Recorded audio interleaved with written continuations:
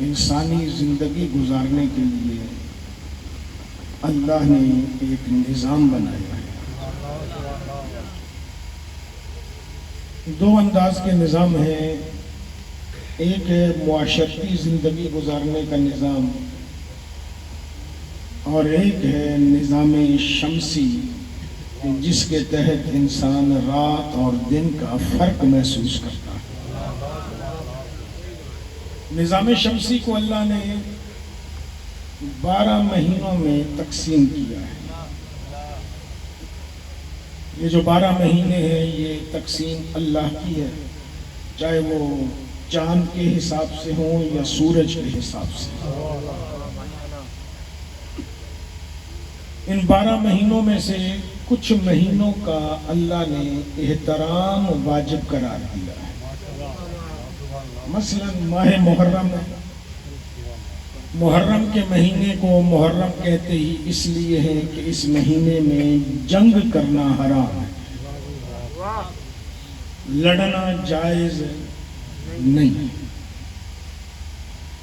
ایسے ہی ہر مہینے میں سے اللہ نے کچھ خاصیات رکھی ہیں۔ شعبان ایک ایسا مہینہ ہے کہ جس کی اللہ نے خاصیت یہ رکھی ہے کہ اس مہینے میں کسی بھی معصوم کی شہادت نہیں ہے، یہ خاصیت رکھی گئی ہے۔ کون سے مہینے میں؟ شعبان کے مہینے۔ یہ خاصیت کیوں رکھی گئی ہے؟ کیونکہ شعبان کے مہینے میں اللہ نے یہ خاصیت رکھی ہے کہ اس مہینے میں زہرا کا لال آیا ہے، یعنی حسین ابن علی تشریف لائے ہیں اس شعبان کے مہینے۔ صرف مولا حسین نہیں تشریف لائے، تھوڑا سا اگر آپ اپنے مطالعہ کو وسیع کریں گے تو کربلا کے جتنے بھی شہداء ہیں اکثریت ان میں سے، چاہے وہ سادات بنی ہاشم ہوں یا اصحاب حسین ابن علی ہوں، اکثریت ان میں سے دنیا میں جب آئی ہے تو مہینہ شعبان کا تھا۔ یعنی اللہ نے شعبان میں پوری کی پوری کربلا اتاری ہے۔ تو کربلا والوں کی آمد پر، کربلا والوں کی ولادتوں والے مہینے پر اللہ نے آدم سے لے کر خاتم تک کسی بھی معصوم کی شہادت نہیں رکھی۔ محرم حسین کی شہادت کا مہینہ ہے، میں یہ خاصیات مولا بیان کر رہا ہوں۔ محرم میرے آقا حسین کی شہادت کا مہینہ ہے۔ شہادت حسین کے مہینے میں اللہ نے آدم سے خاتم تک کسی بھی نبی یا ولی کی ولادت نہیں رکھی ہے۔ اب یہ سنتے رہتے ہیں، جملہ معروف ہو گیا، فیس بک کا دور ہے تو یہ جملہ ہر بندے کے علم میں ہے، لیکن اس پہ تھوڑی تحقیق کر لیجئے گا۔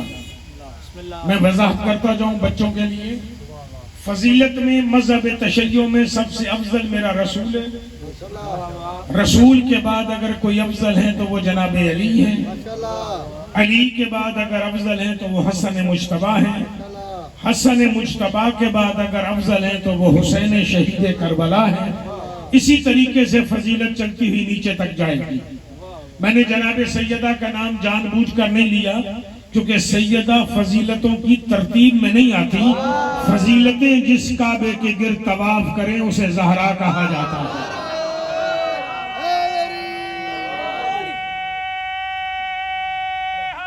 جیتے رہیے، سلامت رہیے۔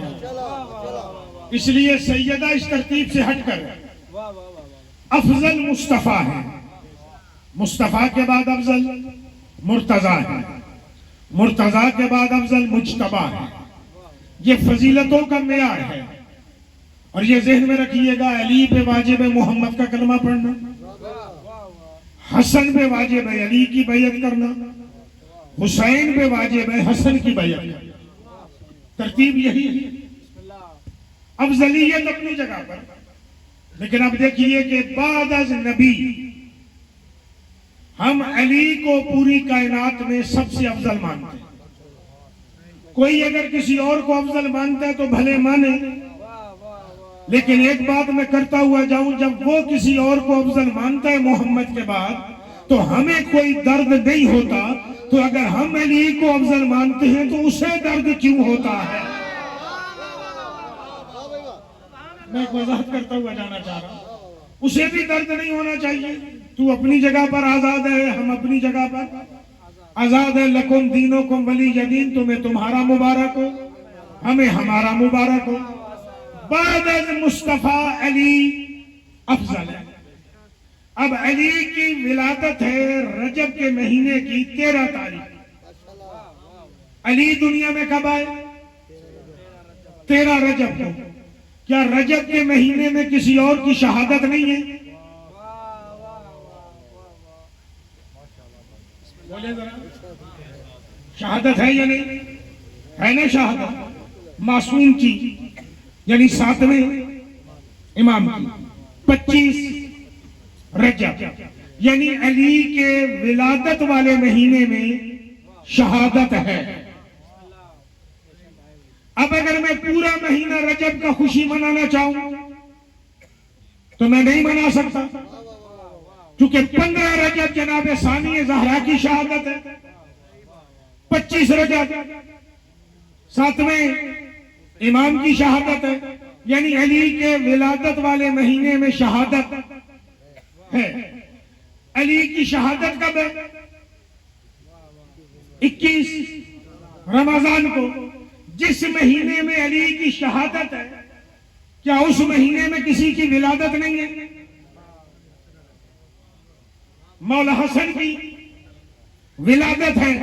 اب اگر میں پورا رمضان علی کا غم منانا چاہوں تو میں غم نہیں منا سکتا، کیونکہ مجھے 2 جشن کرنے پڑیں گے.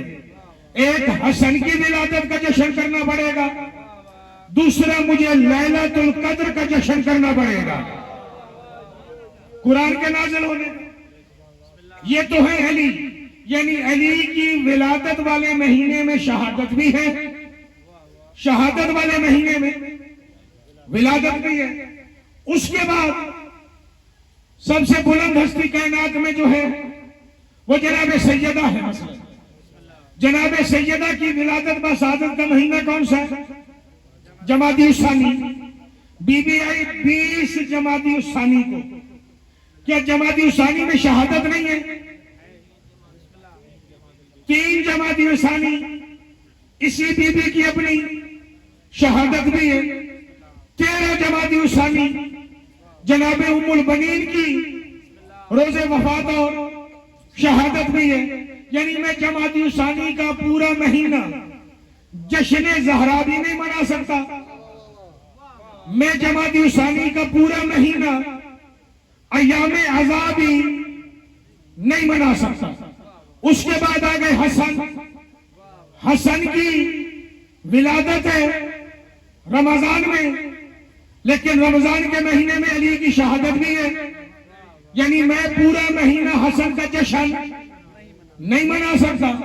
حسن کی شہادت ہے 28 صفر کو.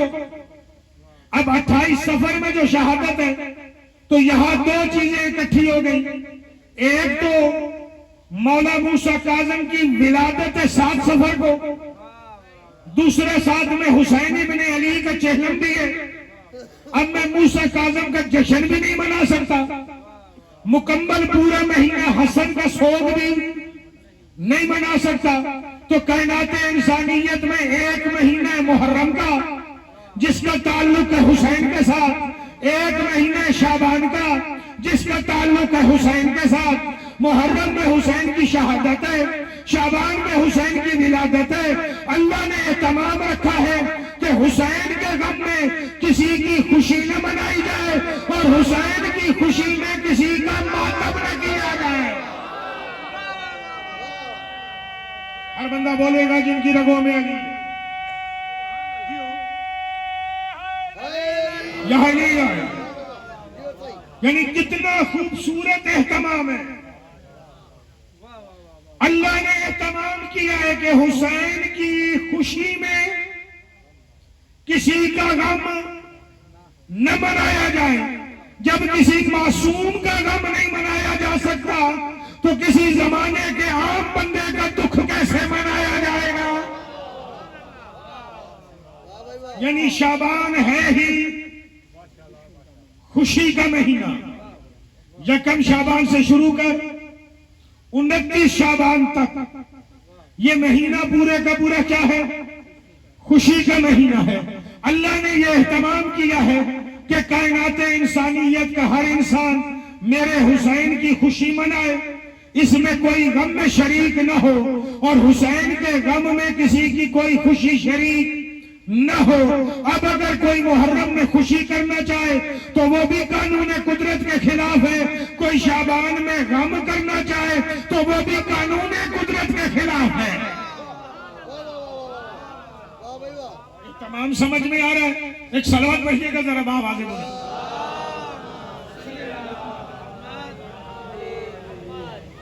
دیکھیے عجیب اہتمام ہے خدا.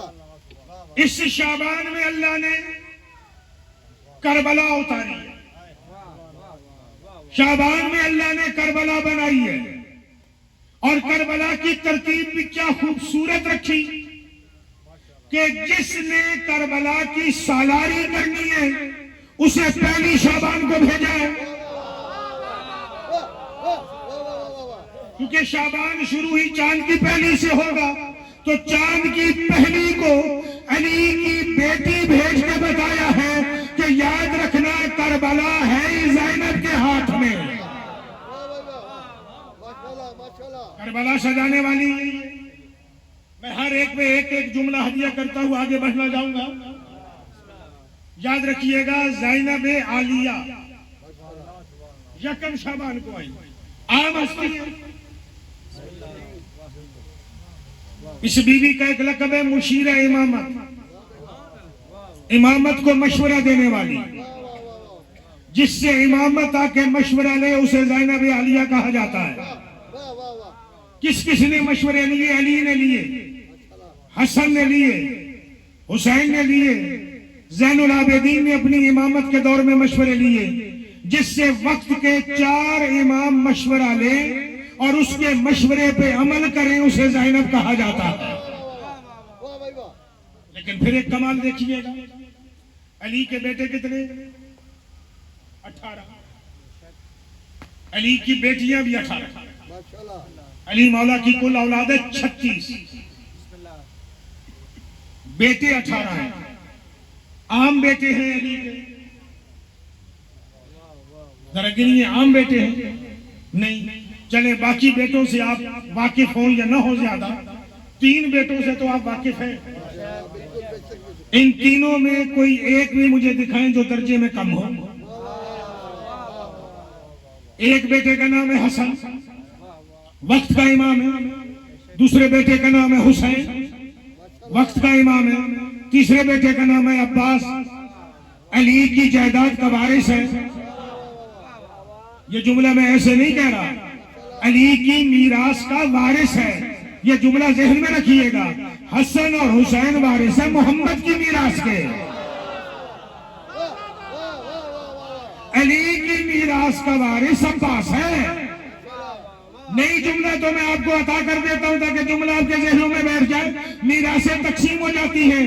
اللہ کرے آپ کو بات سمجھ میں آ جائے تو میں سمجھاتا ہوں آگے بڑھ جاؤں. محمد کی میراث ہے منبر. محمد کی میراث ہے منبر. محمد کی میراث ہے قرآن.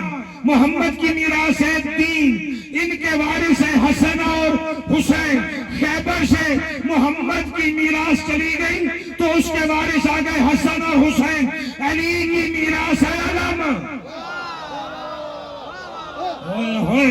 لاؤتی جنگا رایتن غدن راجلن. کل میں علم اسے دوں گا جو مرد ہوگا.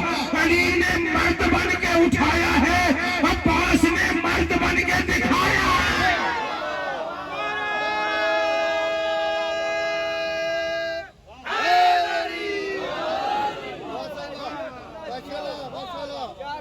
علی کی میراث کیا ہے؟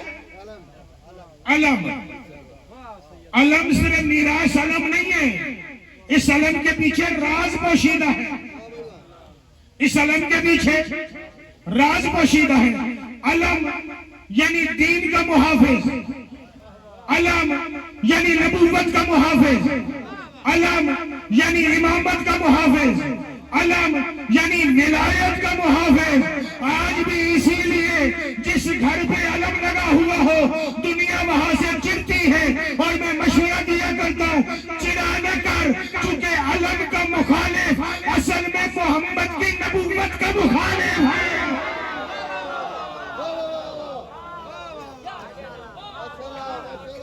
خیبر میں اس علم کو دیکھ کے مرحب ڈر گیا تھا، اور آج بھی جو ڈر جائے وہ مرحب ہی لگتا ہے۔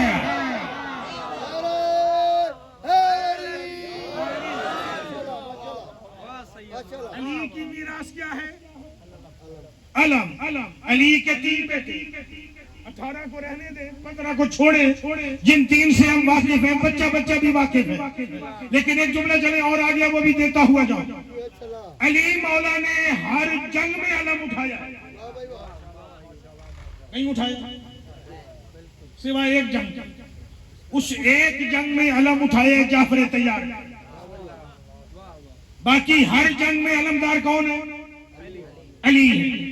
ایک جنگ کے علمدار ہیں جناب جعفر تیار۔ بعض روایات کے مطابق بدر کے علمدار ہیں جناب حمزہ۔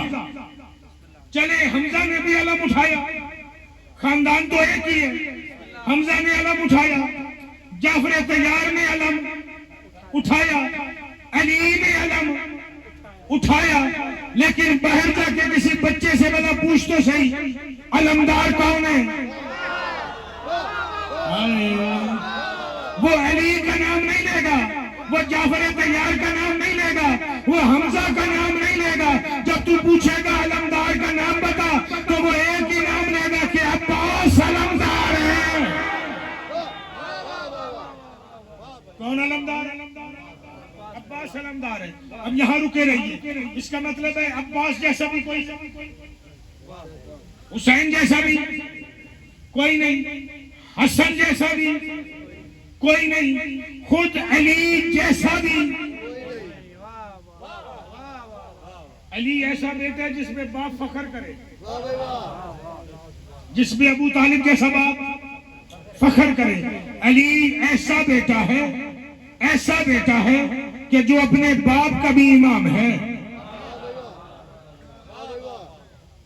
دیکھیے کوئی اعتراض کرنا چاہے تو کر سکتا ہے نا، لیکن میں اس کا اعتراض ختم کر کے جا رہا ہوں۔ قیامت کے دن جب جناب عبداللہ اٹھیں گے نا تو عبداللہ محمد کا امتی اٹھے گا، ہے باپ، اٹھے گا محمد کا امتی۔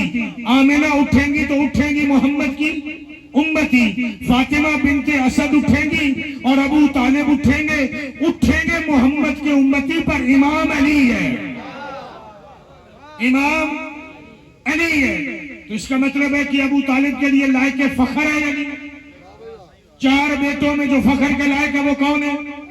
علی ہے۔ علی کے لیے کتنے بیٹے؟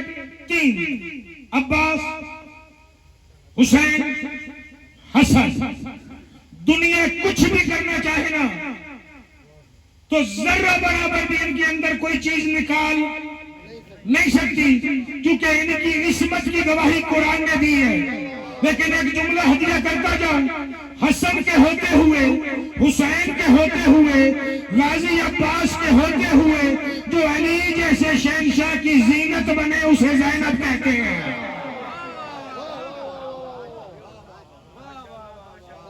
اس میں کون فخر کرے؟ علی فخر کرے۔ فخر کرنا چاہیے تو بیٹوں میں کرے نا۔ فخر کس میں کر رہے ہیں؟ بیٹی میں کر رہے ہیں، یعنی بیٹی بنی ہے نا زینت۔ اب یہ جو غازی عباس علمدار ہے، یہ جملہ بھی لے جائیے گا تو آپ کے ذہنوں میں آئے گا کہ مشیر امامت کا کمال تو دیکھیے کہ کمال کیا ہے مشیر امامت کا، تاکہ آپ کے ذہنوں میں بات بیٹھ جائے کہ مشیر امامت ہے کس درجے پر۔ علی کو علم دیا محمد نے، لیکن علی علمدار نہیں بنا۔ علمدار مشہور نہیں ہوا، وہاں علم دیا جعفر تیار کو، علمدار مشہور نہیں ہوا، زندگی بھر علم اٹھانے والے علمدار مشہور نہیں ہوئے، اور زینب نے علم اٹھا کے عباس کے ہاتھ میں دیا، 10 دن علم اٹھایا ہے، قیامت تک کے لیے علمدار ہو گیا۔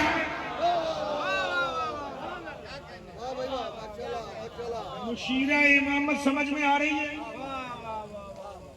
اس کا مطلب ہے کہ اس کا مشورہ الہام الہی ہے، اس کا مشورہ الہام الہی ہے، تبھی اسے کہا جاتا ہے عالمہ تو غیر معلمہ، کہ ایسی عالمہ جس نے کسی سے پڑھا ہی نہ ہو، پڑھ کے آئی ہو۔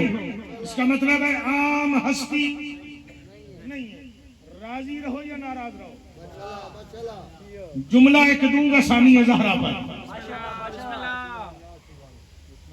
اور ثانیہ زہرا پہ جملہ دینے سے پہلے کیونکہ مجھے جملہ دینا پڑے گا، 26 انبیاء کی صفتیں جو قرآن میں ہے نا، ان ساری صفات کے مرکز کا نام زینب ہے۔ 26 انبیاء کی صفتیں ہیں، ان 26 انبیاء کی صفتوں کے مرکز کا نام زینب عالیہ ہے۔ بدر سے لے کر صفین کے میدان تک اتنے بندے زندگی میں علی نے اپنی تلوار سے نہیں مارے جتنے محمد نے مارے۔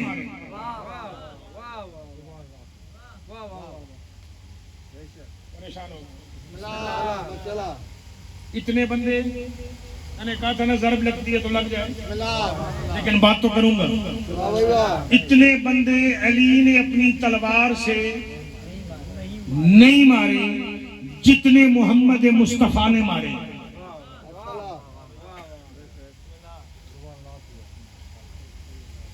مارے ہیں میرے نبی نے یا نہیں؟ مارے۔ علی نے مارے جب تک علی ظاہراً دنیا میں زندہ رہے، علی نے تب تک مارے۔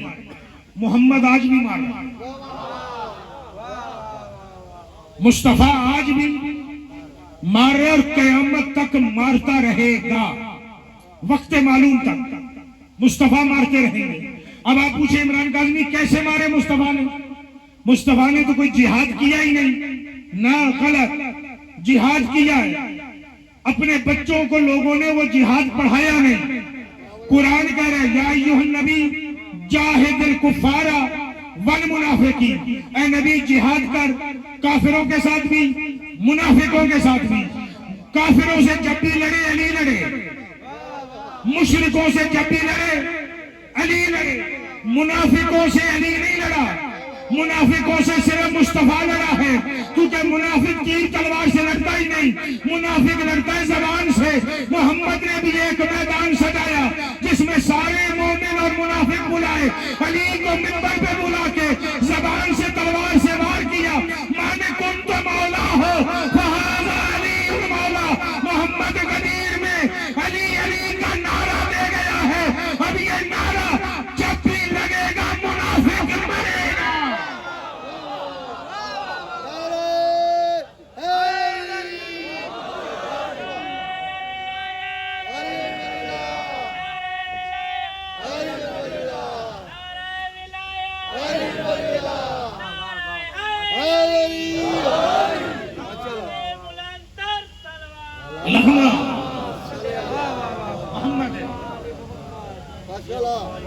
کہ منافق لڑتا ہی زبان سے ہے تو مصطفیٰ کیسے لڑے؟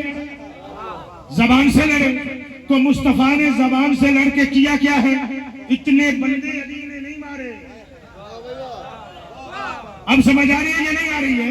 اتنے بندے علی کی تلوار نے نہیں مارے جتنے بندے محمد کی گفتار نے مارے ہیں، جتنے بندے محمد کی زبان میں مارے ہیں۔ نہیں جملہ سمجھ آیا تو میں ہدیہ کر دوں، علی کی تلوار نے صرف اور صرف گردنیں کاٹی ہیں، محمد کے جملے نے نسلیں کاٹ۔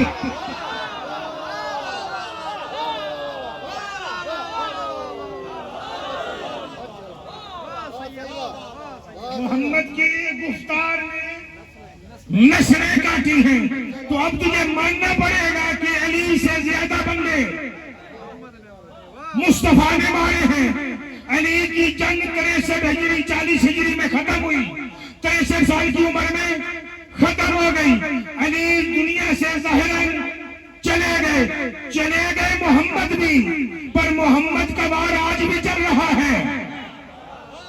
ہم جہاں بھی نعرہ حیدری لگا دیں اور یا علی بول دیں، وہاں اگر محلے میں منافق کو تو مر جاتا ہے،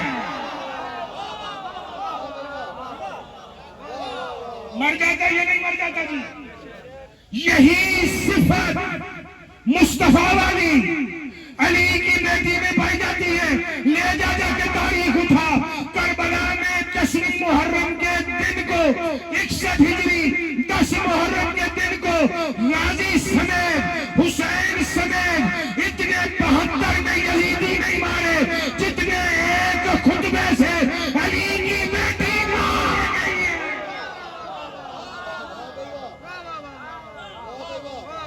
بولیے گا جن کی رگوں میں علی رہتا ہے۔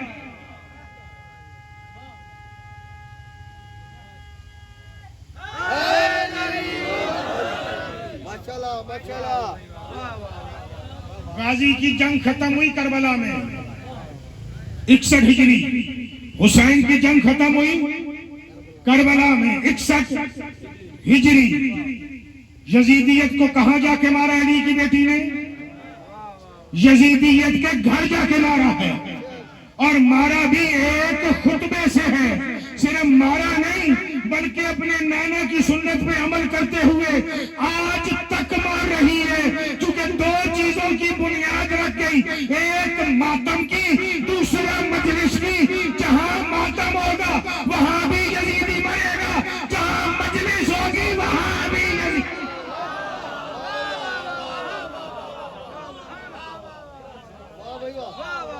پہنچی اب تک یہ نہیں پہنچی ہے، یعنی علی کی بیٹی کا جہاد آج بھی جاری ہے۔ علی کی بیٹی کا جہاد آج بھی جاری ہے۔ جن کا جہاد 10 محرم کو ختم ہوا وہ حسین اور عباس ہیں، جس کا جہاد ابھی تک جاری ہے اور وقت معلوم تک جاری رہے گا۔ اس بیٹی پہ علی فخر نہ کرے تو پھر کس پہ کرے؟ کہ ہے ہی لائق فخر۔ اندازہ لگا لے علم کس نے دیا تھا؟ سیدہ نے۔ علم میں ہے کیا تلوار لگی ہوئی ہے؟ علم میں بندوق ہے؟ علم میں توپ لگی ہوئی ہے؟ کچھ نہیں ہے۔ کیا کپڑا؟ بازار میں جو علم لے کے جاتے ہو ہوتا کیا ہے؟ کپڑا۔ اس کے اندر زیادہ سے زیادہ بانس، یہی نا، یا کسی اور درخت کی لکڑی ہے، بھی لکڑی ہے، بھی کپڑا۔ لیکن علی کی بیٹی نے دیا ایسا ہے نا کہ یہ کپڑا جب ہوا میں لہراتا ہے منافقوں کی گردنیں کاٹتا ہے کپڑا، لیکن منافقوں کی گردنیں کاٹ دیتا ہے۔ اگر میری بات پہ یقین نہ آئے تو اس سال محرم میں دیکھ لینا، تو غازی کا علم لے کے نکلنا، اگر منافق محلہ نہ چھوڑ دے تو مجھے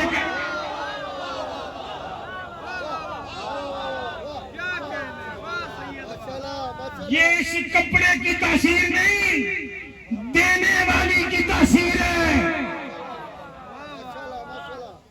نسبت دیکھی جاتی ہے، نسبت کپڑے کی تاثیر نہیں، دینے والی کی تاثیر ہے۔ یعنی اس بات سے اندازہ لگا، اس کے ہاتھ کا دیا ہوا کپڑا بھی گردنیں کاٹتا ہے، اس کی زبان سے نکلے ہوئے لفظ بھی نسلیں کاٹ رہے ہیں۔ یہ ہے علی کی بیٹی۔ اسی لیے اللہ نے یکم شعبان کو بھیجی کہ میرے کارواں یہ ہے، اسی لیے بھیجی کہ میرے کارواں یہ ہے، حسینیت کی علمدار یہ ہے، حسینیت کی صاحب پرچار یہ ہے، حسینیت کی پیغام رساں یہ ہے۔ اور آج تک اگر دنیا عمل کر رہی ہے تو زینبیت پہ عمل کر رہی ہے۔ حسینیت بچا گئی علی کی بیٹی، زینبیت ہم نے بچانی ہے، حسینیت بچا گئی ہے علی کی بیٹی۔ صرف حسینیت نہیں بچا گئی بلکہ اپنے ایک خطبے سے حسینیت زندہ باد کر گئی ہے، یزیدیت مردہ باد کر گئی ہے۔ کمال ہے، کمال ہے۔ اب ایک جملہ آئی گیا تو دیتا ہوا جاؤں آپ کو۔ قیدوں کے پیچھے نا صرف مصیبتیں نہیں ہوتی، یہ یوں سمجھے کہ میری جدید تحقیق ہے جو میں آج کل لوگوں کے سامنے بیان کر رہا ہوں، فقیرانہ سی عقیرانہ سی۔ قیدوں کے پیچھے صرف مصیبتیں نہیں ہوتی، صرف مظلومیت نہیں ہوتی، قید کے پیچھے بھی ایک فلسفہ ہوتا ہے۔ اس فلسفے کو سمجھیے۔ گفتگو تو میں نے 7ویں امام پہ کی تھی لیکن یہاں بھی سمجھانا چاہتا ہوں، اس فلسفے کو سمجھیے گا۔ فلسفہ کیا ہوتا ہے؟ سلطنت شام، اس سلطنت سے آل محمد کا تعلق ہی کوئی۔ سرکار ابو طالب شام گئے ہیں زندگی میں 20 مرتبہ، اس کے علاوہ کوئی بندہ شام گیا ہی نہیں۔ جناب رسالت مآب گئے ہیں شام 3 مرتبہ، لیکن اس دور میں گئے ہیں جب محمد الرسول اللہ کا اعلان نہیں تھا، محمد ابن عبداللہ تھا۔ اب شام میں حکمرانی ہے یزید کی 5 نسلوں سے۔ کتنی نسلوں سے؟ 5 نسلوں سے۔ وہ نسلیں گن لیجئے گا، یزید سے اوپر، یزید 5 نسلوں سے یزید کی حکمرانی ہے شام۔ اب انہوں نے جیسا لوگوں کو بتایا ہوگا، لوگوں کو دین بھی ویسے ہی پتا چلا ہوگا۔ انہوں نے بتایا کہ ہم محمد کے رشتہ دار ہیں، لوگوں نے مان لیا۔ انہوں نے بتایا دین کے وارث ہم نے، لوگوں نے مان لیا۔ انہوں نے بتایا کہ علی ایسا ہے ویسا ہے، لوگوں نے مان لیا۔ انہوں نے بتایا کہ حسین ہماری حکومت کا باغی ہے، لوگوں نے مان لیا۔ آئے علی کی بیٹی تیری عظمتوں میں قربان جاؤں، گئی قید ہو کے ہے، گئی قید ہو کے ہے۔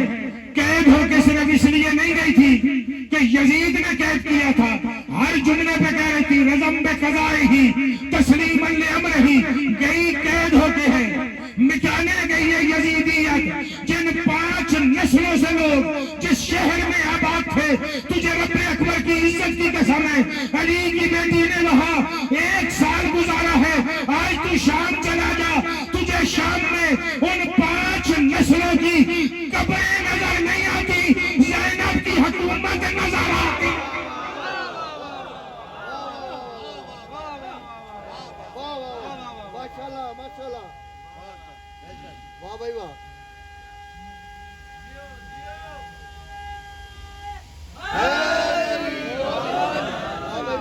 راضی رہو یا ناراض رہو، جملہ تو دوں گا اور بیان بھی کروں گا۔ زمانے کے نہیں، بنی ہاشم کے بڑے بڑے جری، بڑے بڑے جری، جن شام والوں سے تخت نہ چھین سکے، علی کی بیٹی نے تخت کو دوں ان سے تخت ہی چھین لیا ہے۔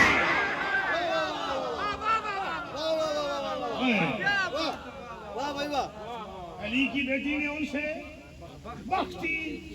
چھین لیا ہے۔ وہ جو عزت دار بنے ہوئے تھے، علی کی بیٹی انہیں ذلیل بنا کے آ گئی ہے۔ آج دنیا بغیر گالی کے ان کا نام ہی نہیں لیتی ہے۔ علی کی بیٹی نے صرف تخت نہیں چھینا، بخت بھی چھین لیا ہے۔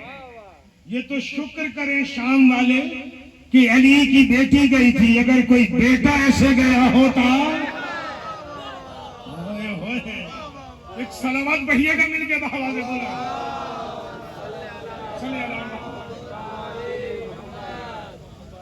یاد رکھیے گا میرے کارواں آئی ہے شابان میں، اور میں نے ثانیہ زہرا کا ذکر اس لیے کیا کہ جشن کے ان ایام میں اس بی بی کا ذکر کیا ہی کم جاتا تھا۔ میں کافی دیر سے بیٹھا ہوئے یا قصیدے سن رہا تھا، قصیدے پڑھے گئے، سب کے پڑھے جا رہے تھے. شہزادہ علی اکبر کا بھی پڑھا گیا، شہزادہ قاسم کا بھی پڑھا گیا، شہزادہ عباس کا بھی پڑھا گیا، بادشاہ حسین کا بھی پڑھا گیا، علی کی بیٹی کا ذکر ہی کم کیا گیا. تو میں نے بیٹھے بیٹھے سوچا کہ گفتگو ہی علی کی بیٹی پہ کرتا ہوں. خدا کرے جملہ سمجھ میں آ جائے. زینب عالیہ سمجھنا ہے نا تو میں تجھے زینب عالیہ کی جھولی کا اثر دکھاؤں. زینب نے کائنات میں اول محمد سے پہلے صرف 2 بچے پالے ہیں. ایک کو پال کے علی کیا ہے، دوسرے کو پال کے محمد کیا ہے. عباس کو علی بنایا ہے، عباس کو علی بنایا ہے، اکبر کو. بڑی نزاکت ہے، بڑی نزاکت ہے. سرکار علی اکبر کی عمر کربلا میں کتنی ہے؟ 18 سال. کربلا کون سے سن میں ہوئی؟ 60 ہجری سمجھ لیں، 61 ہجری کا پہلا مہینہ. 60 میں سے 18 مائنس کرے کتنے بچیں گے؟ بچوں کو سمجھانے کے لیے کہہ رہا ہوں جی. 42 ہجری میں. کون سی ہجری؟ 42 ہجری. یعنی علی اکبر کی ولادت کب ہوئی ہوگی؟ زیادہ سے زیادہ 40 ہجری یہی ہوئی ہوگی نا. 40 ہجری میں ولادت ہوئی ہو. جس بچے نے نانا بھی نہ دیکھا ہو، دادا بھی نہ دیکھا ہو، اس جیسا چلے گا کیسے، بولے گا کیسے؟ بس یہی نزاکت والا جملہ سمجھا کے منبر چھوڑنے لگا ہوں، کیونکہ میرے بعد قصیدہ خوان پڑھنے والے ہیں. ایسا نہ ہو کہ وہ کہیں کہ یہ منبر پہ پکا ویلڈ ہی ہو گیا ہے. جیسے ہم نیچے بیٹھے ہوئے کہتے ہیں کہ قصیدہ خوان ویلڈ ہو گیا، منبر ہی نہیں دے رہے ہیں. تو ایسے بہرا میرے بعد وہ پڑھیں گے. جملہ میں آخری دینا چاہ رہا ہوں. آپ کے گھروں میں بچے ہوتے ہیں نا، اللہ ہر بے اولاد کو اولاد عطا فرمائے اور عزادار نسل عطا فرمائے. بچہ سیکھتا ہے اپنے سے، بڑے سے. اس سے پوچھو دادا کیسے چلتے ہیں، وہ چل کے دکھائے گا. اس سے پوچھو نانا کیسے چلتا ہے، وہ چل کے دکھائے گا. بابا کیا کرتا ہے، وہ بابا بن کے دکھائے گا. اماں کیسے کرتی ہے، وہ اماں بن کے دکھائے گا. جس بچے نے محمد دیکھا ہی نہیں، وہ بولا بھی محمد کے انداز میں، چلا بھی محمد کے انداز میں، تو پھر تجھے ایک جملہ ماننا پڑے گا نا کہ انتقال رسول کے 30 سال بعد بچے کو اپنی جھولی میں پروان چڑھا کر لے جائے محمد بھی سکھایا زینب نے، چالے محمد بھی سکھائی زینب.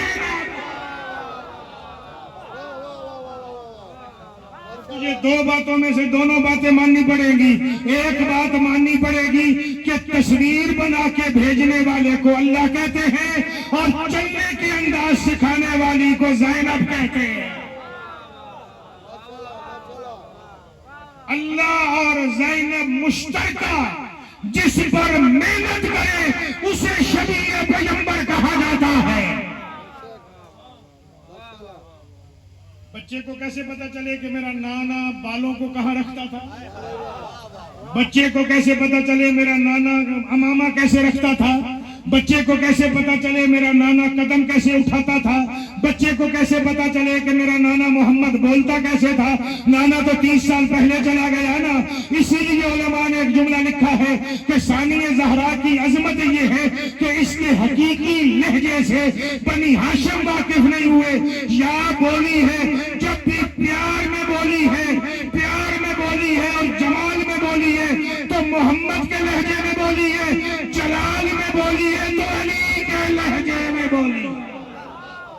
وآخر دعوانا ان الحمدللہ رب العالمین. جشن جاری رہے گا لیکن ایک دعا کرتے جائیں کہ اللہ کائنات کے ہر بے اولاد کو شعبان کی تمام ولادتوں کا صدقہ عزادار نسل عطا فرمائے.